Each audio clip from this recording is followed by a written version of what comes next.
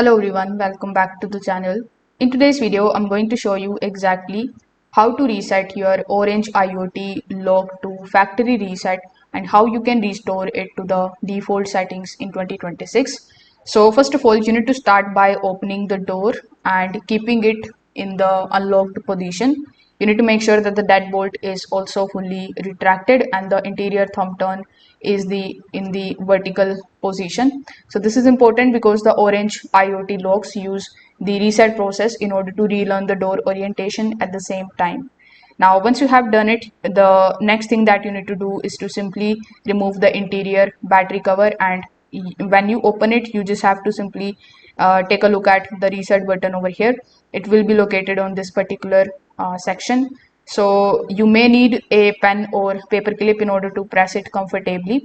The reset button is separate from the keypad and it is only accessible from the inside of the lock. So when you are able to find the reset button, you just have to simply press and hold it with one hand.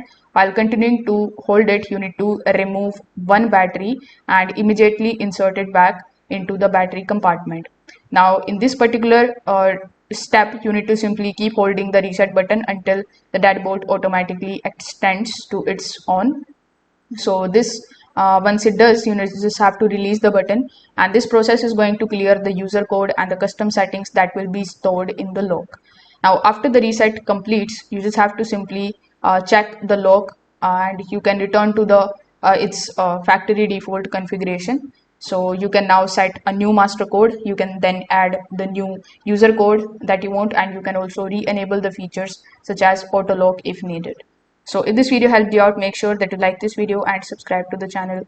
Thanks for watching.